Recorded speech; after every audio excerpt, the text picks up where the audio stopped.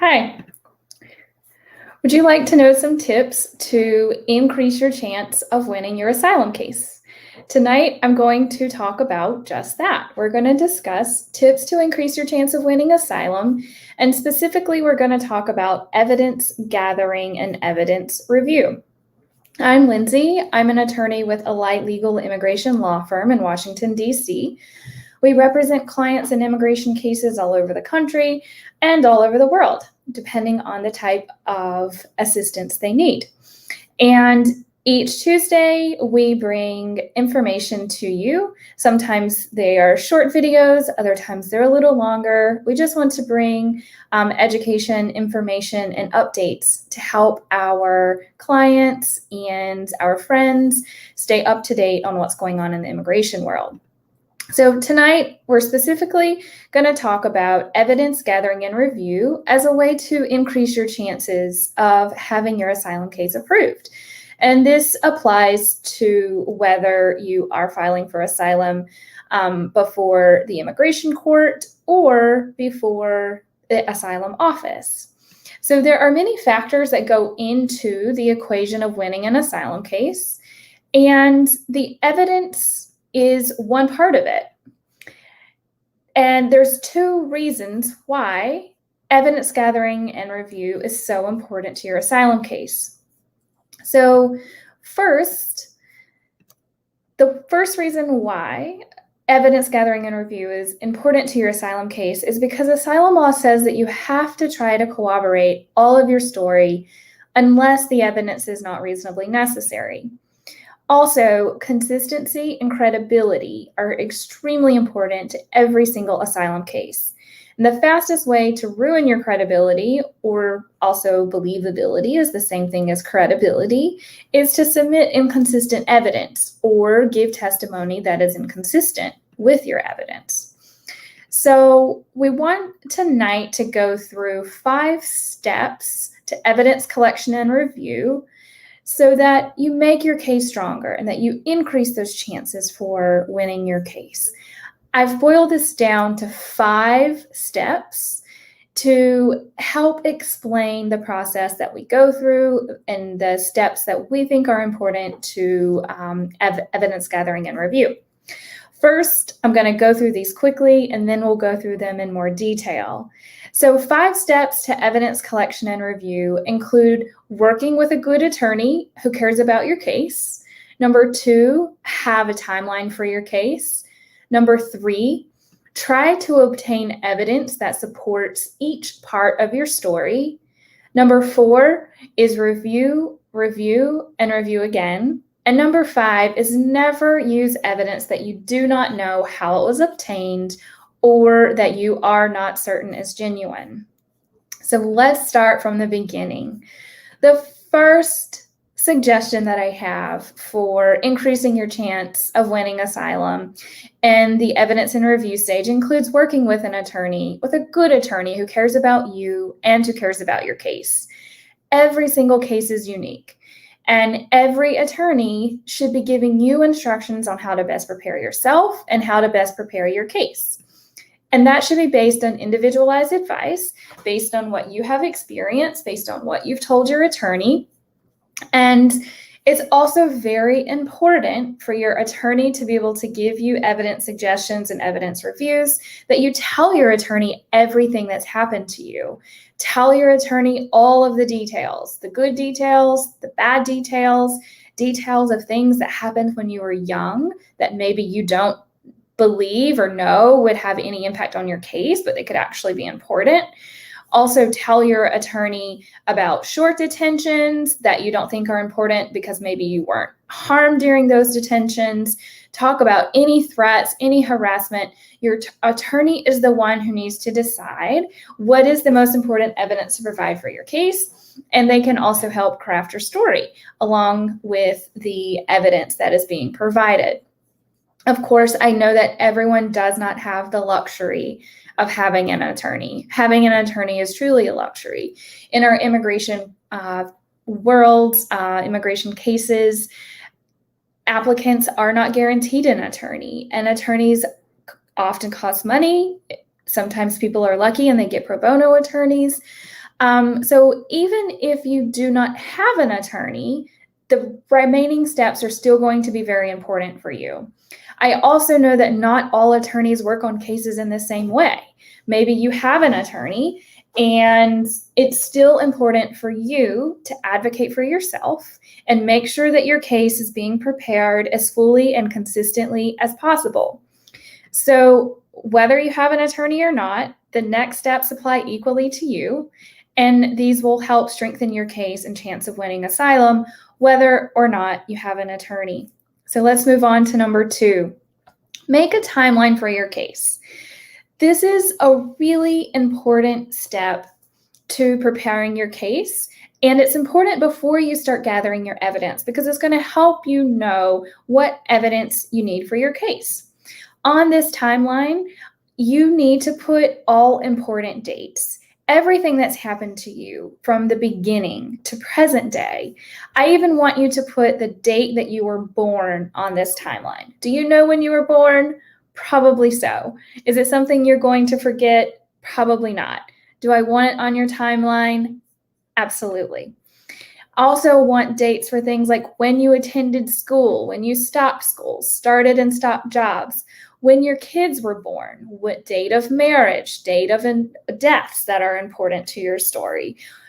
And also all the important details about the harm and threats and fear of harm that you've experienced. Putting all of these dates on the timeline is important for multiple reasons.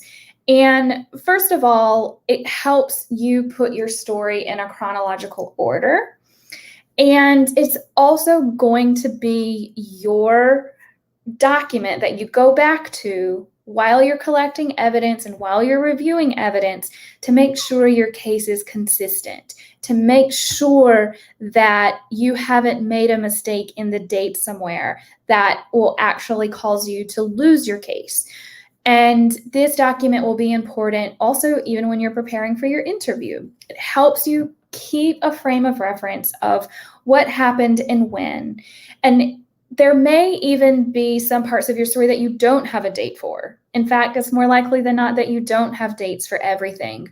But maybe you know, in general, this event happened before the election of 2010. Put the election of 2010 on your timeline, and then you can fill in the things that happened before and after. So these are just some suggestions for creating this timeline that's going to be an important part of gathering your evidence and reviewing your evidence. So also, once this timeline is created, then look at it and think about what are the important events that you need to corroborate in some way. Who are the people involved? When you look at those dates, when you look at those events on your timeline, who may be able to help you gather the evidence that you need, or who may be able to write statements? Who was around? Who did you tell? All of these questions should be going through your mind while you're looking at your timeline. And also, who may be able to help? Maybe they're writing statements. Maybe they can help you gather documents. Think of all these things once you have your timeline drafted out and you start moving on to the next step. So you're going to use this timeline going forward for every part of your case preparation, evidence review, and interview prep. So it's a very important part of this process.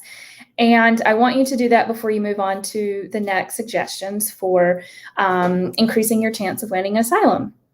The next step, number 3 of 5, now it's time for you to try to obtain evidence that supports each part of your story, each part of your experience. Asylum law says that you have to corroborate all of your story. You have to corroborate everything that's happened to you unless the evidence is not reasonably available. So we know that there is going to be evidence that is not available. Evidence that maybe never existed, maybe evidence that was destroyed, maybe evidence that was lost. There are a lot of reasons why evidence may not exist to corroborate your case, but that doesn't mean that you are allowed to not try to obtain it or document why you can't obtain it or what's happened to it. Now, in corroborating evidence, or thinking about evidence that corroborates your case. There's a lot of different types of evidence that may corroborate your case. I'm going to list several because you should be thinking about all of these when you're trying to figure out what evidence do I have to help corroborate my case, to help show the asylum officer that I was in this place at this time, or this thing happened to me, or I was involved in this group. There's lots of different things that may help. So think about different types of evidence: photographs, medical records, police records, complaints. Maybe you filed a complaint at work because you were being discriminated against, for example. Maybe you have an email trail of different things that happened, put you at a certain place at a certain time, or shows that you were inquiring about something that's important to your case. Maybe you were organizing something that was important to your case through emails. Also, employment or school records. Employment and school records can be important to show that you were a student at a certain university when a specific event occurred. Although you say you were a student at this time and you were involved in student protest, that doesn't necessarily prove your story. And you may have been detained and you may not have a police record, but perhaps you have something that at least shows you were a first-year student at the university during this time. So think about things like employment records or school records as ways to corroborate your story. Also, other types of evidence to think about: was there newspaper coverage or media coverage of different events that are important to your story? You need to obtain things like marriage certificates, birth certificates, death records, also supporting affidavits. Maybe medical records don't exist or police records don't exist, but perhaps there is a witness who can write an affidavit for you, and that affidavit may be given just as much weight as a police report or a medical report would have been given. The list goes on and on. It really depends on what happened to you as to what evidence may be available or what evidence you should be thinking about. But as you're thinking of evidence and trying to obtain evidence, there's a few things that you need to do. It's important to document your efforts. So what are you asking for? What have you thought about? What have you asked for or looked for? What were you able to obtain, and how did you get it? Document this. Keep the envelope. Keep the email. Be able to show the judge or show the asylum officer how you were actually able to get the supporting affidavit or how you got the medical record that you requested. Also, it's as important to document what you were not able to get and why not. So, for example, let's say that you reached out to your employer to ask for a statement to confirm that you were out of work for the month of July 2011 because you were out of work in July 2011 because you were detained. And even though your boss may not be able to say the person was detained during July 2011, maybe they can at least corroborate that you were not at work for all of July 2011. But maybe your boss refuses, or someone says, oh, we don't have those records anymore. Then document that. You can basically have a diary or a journal entry of all the evidence you've tried to get. You can take notes for yourself so that you know 2 years from now, 3 years from now, what you tried to get and why you weren't able to get it. And if you have evidence of why you were not able to get it, then save that as well, because that can be very helpful. Because remember, asylum law requires that you corroborate every piece of your story unless that evidence is not reasonably obtainable. And if a judge says to you, Lindsey, you say that you had to have surgery on your ankle because of an injury that happened during detention on this date, why don't you have any medical documentation of this? Then I need to either be able to say, well, here's my medical documentation, or I have to be able to explain to the judge why I don't have that medical documentation. Because if I can't explain why I don't have it and it should be available, then the judge can deny my case because I didn't try to obtain it and I haven't given any reasonable explanation for why I don't have it. So if the hospital burned down, if the medical facilities in your country just don't keep records like we're accustomed to in the US, there may be many reasons why you don't have a document, but please keep a journal, keep a diary of what you tried to obtain and what you weren't able to get. Okay, so let's move on to the next stage of of evidence collection and evidence review. The next step is super important. You have to review, and you have to review again and again. And this is where your timeline that we talked about in step 2 becomes very important. Okay. You are the first round of review for all of your documents, for all of your evidence, whether you have an attorney who you're going to send this on to, or whether you're representing yourself. This step is very important. You must review everything before you send it to your attorney or before you give it to the asylum office or to an immigration judge. You need to go through every single document that you've collected and compare it to your timeline. Even your birth certificate. How many of you have actually read every single word on your birth certificate and made sure that your name is spelled correctly and your parents' names and that your date of birth was correct? We often find mistakes that clients never knew existed on their documents because we don't really look that closely at our own documents. We just assume they're correct. So it's important to review everything. Review the birth certificate. Review your passport. Review every single stamp on your passport. Review every single trip that you've made and compare every single thing back to your timeline. Does your passport show that in October of 2012, you were in Egypt for a work trip when you actually thought your detention was in October of 2012? Well, guess what? Now that date on your passport may help you figure out that this whole time you thought a detention was in 2012, but it was actually 2013. So that's why it's very important to go through every page and every detail of every document to make sure that everything is consistent and to make sure that you are not causing problems for your case. That could easily be avoided. Other types of documents, of course, death certificates, school certificates, look at your dates of graduation, your dates of attendance, compare it back to your timeline. Everything's important. All dates are important. Everything that is spelled incorrectly or correctly is important. Sequence of events is important. It's all important. So we often find mistakes or inconsistencies that would shatter a case if we had not caught those issues before filing. However, we caught it and it was easy to deal with, easy to figure out where things went wrong and what needed to be fixed before we made a fatal decision in a case that could have led to something being denied. Now, your attorney should also review. Again, remember, whether you have an attorney or whether you don't, these steps are important. And if you are working with an attorney and you're sending all of your evidence to your attorney, I still want you to review everything before you send it to your attorney, because 2 sets of eyes is better than 1.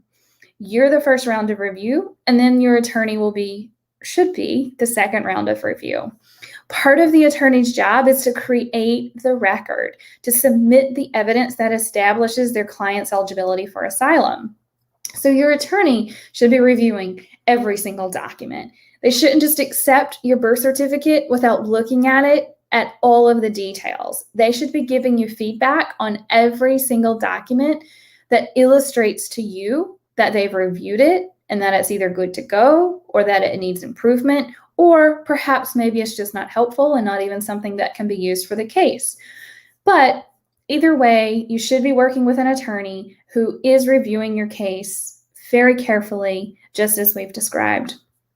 Not all attorneys are the same. Everyone makes mistakes. So that's why it's important for you to be the first line of review for your evidence, okay? All right, so now we're moving to the last tip. Never, ever, ever use fraudulent evidence or evidence that you are not sure about its authenticity. Do not ruin your case. Do not ruin your life because you feel like something has to be provided that you don't have. Just because you do not have corroborating evidence for everything in your case does not mean you will not win your case. Most people don't have corroborating evidence for everything in their case. It's actually quite rare. But if you go through these steps of thinking about what you could obtain and documenting why you can't get it, then that's going to be far more important and far more helpful than trying to get a fake doctor's report or a fake police report, or asking someone to obtain it for you and not confirming that they actually got it from the place they say they did. It's so important to confirm the authenticity and to never, ever, ever submit anything that is fraudulent. So I can't stress this point enough. Even if you have absolutely nothing else to support your case, even if you have absolutely no other documents to show that what you say happened to you, your testimony may be enough.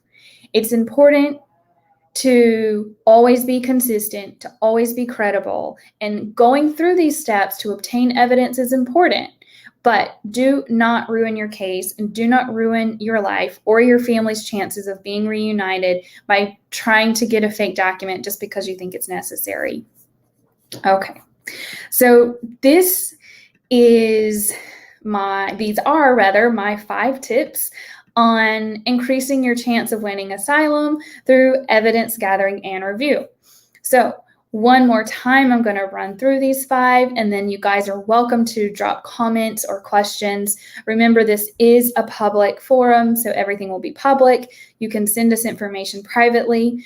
But for tips to winning your asylum case, evidence gathering and review, 5 quick tips. Work with a good attorney who cares about you and cares about your case. Have a timeline for your case. Try to obtain evidence that supports all of your story. Review, and review again. And never use evidence that is not authentic or is not genuine. Okay, I'm going to take a look. Tigist, hello. Thank you for hello. It's very nice to see you here. We're always happy to have people join us for these Facebook Lives. We also stream to YouTube. We hope that these are helpful. We want everyone to have a successful immigration case. It is very important to stay on top of things, to stay educated about what's happening in our immigration system, and also to work very hard to prepare your case and be consistent and credible. If anyone has any questions, again, please feel free to drop those in the comments. You can also email us. You can call us. We have 24-hour answering service. You can call and leave a message anytime. Our attorneys will get back to you. You can also email us, and we'll be happy to schedule you for a consultation. And of course, you can also send us a private message on Facebook as well. So that wraps up our show tonight and tips on increasing your chances of winning asylum, evidence gathering, and evidence review. This is very important for all asylum cases. Again, whether you are represented or not, you can increase your chances of winning your case by following these steps. And I'm going to check the comments one more time. I don't see any live questions for now. So I hope everyone has a wonderful evening. I hope this information is helpful, and best of luck to you in your asylum case.